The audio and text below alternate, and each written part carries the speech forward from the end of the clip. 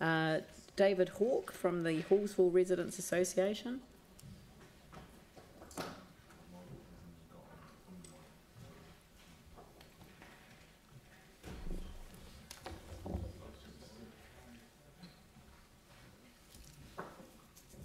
Okay, well, I'm David Hawke. I'm the Secretary of Halswell Residents Association, and with me is John Bennett, who's our chairperson. So thanks very much for the opportunity to present our submission to you today. We're going to spend most of the time that we've got talking on the transport question, and in part that's a response to conversations both at last week's ECAN long-term plan hearing and earlier presentations in your long-term plan hearing process. But first off, something we've talked about often is skate parks, and we want to reiterate our strong support for the completion of these 2 skate parks, and we're really pleased to see them that they're finally on their way, and Community Board played a huge role in getting those things done. So anyway, the transport question.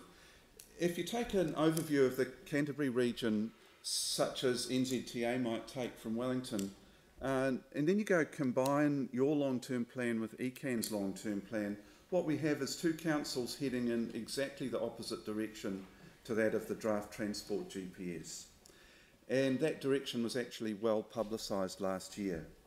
So central government wants more public transport, ECAN drives people away by putting up the fares and cutting routes. Central government wants more accessible transport options with environmental and social benefits, and so this council proposes pulling back on its cycleways. So you'd say, from our viewpoint, that if ever central government needed an excuse to send their money to Auckland, then between you, City Council and ECAN have surely provided that. If we think about some big picture planning now, at last year's annual plan hearing, Councillor Scandrett surprised us with his trenchant opposition to the Wrights-Curlet's bus priority project. And I think he had a lot of support from around the council table as well.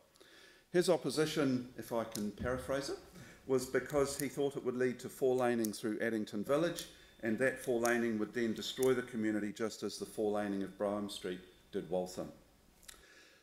This really caught us by surprise, as I said, but we thought about Councillor Scandrett's comments a lot. First up, we utterly support the importance of keeping traffic volumes down through the likes of Addington Village. We see the consequence every day of too many cars in our own community. Anyway, one of the other things that we did was we went to see Megan Woods when she was still an opposition MP. She put us in contact with Carolyn Potter at the Spraden Cashmere Community Board and with a local residents group in Addington. And we enormously valued the opportunity to listen to their viewpoints. We also went off and gathered some of our own data. The Addington folk have already seen some of this, but other parts we shared with the ECAN hearing last week.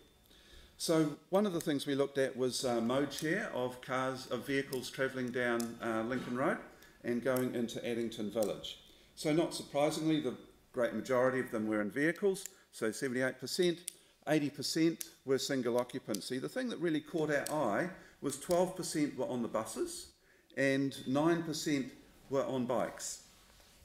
We were really surprised at that bus mode share given the publicity about bus usage, but we were also surprised that the buses were either full or nearly so.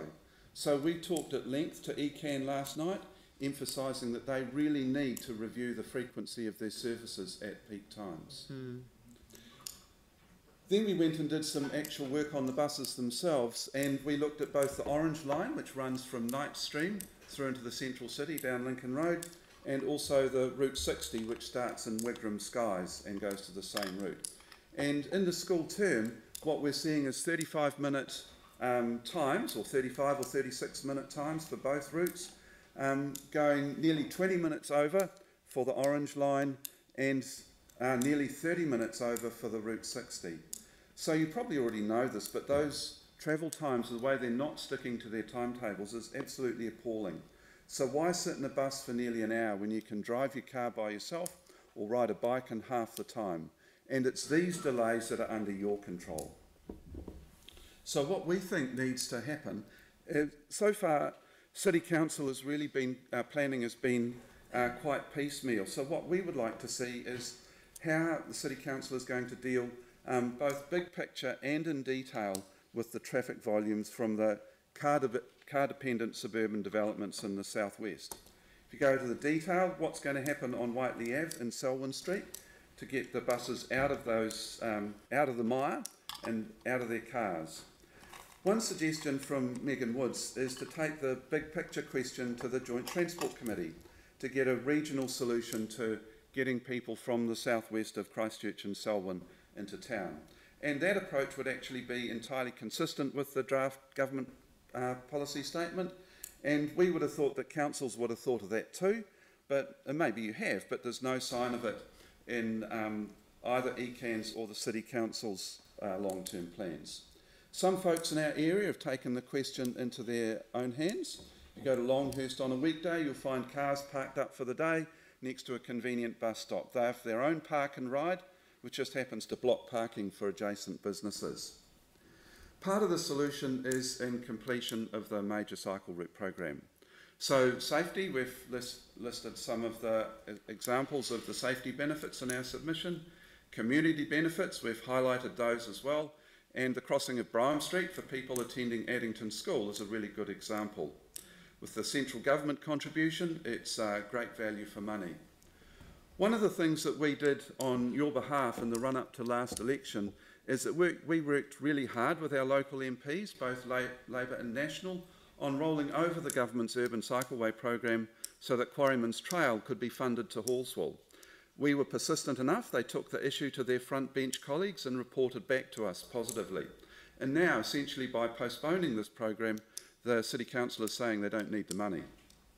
So what we would like to see in your final long-term plan is that we'd like to see some system-level transport and community planning that actually delivers on the ground. And so some of the things might be some innovative pilot trials with ECAN, potentially funded by NZTA, such as public transport fare pricing, park and ride, car sharing and so on.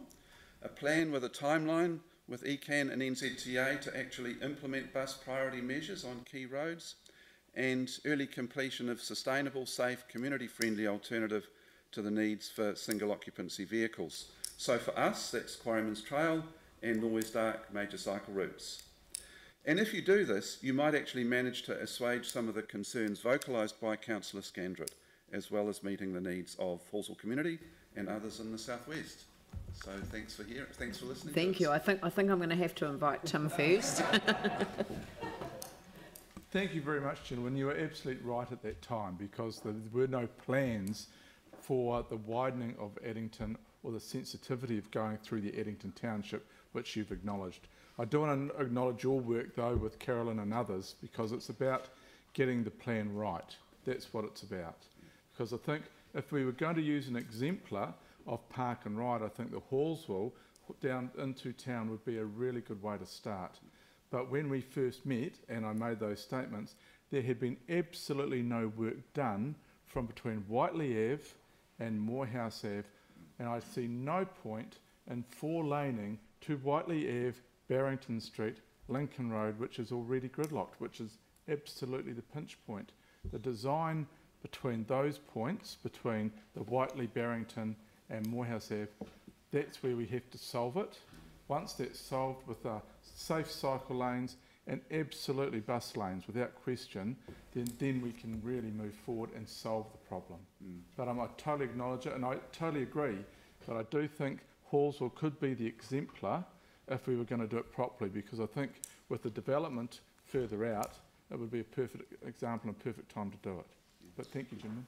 So the response I'd make to that is that that's, to me, or to us, would be a really good project to take to the Transport Agency.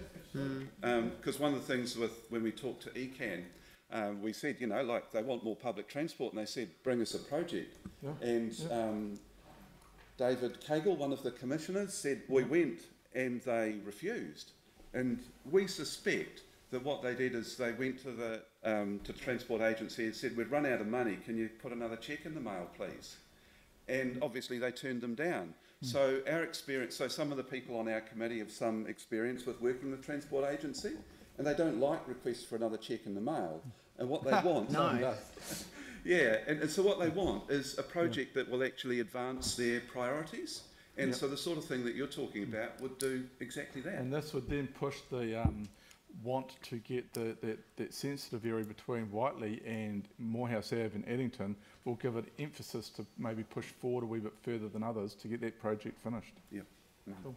Thank you, gentlemen. Look, thank you, and I mean, it's just, 4 seconds, so thank you. No, but thank you very much, and I think, you've made some excellent points, which are, in particular around the park and ride, around the, and around the cycleway route as well, because, we're very grateful for the work that you did in that regard, so we'll have to have a good look at that again. Okay. Good. Thank you very much. Thank you.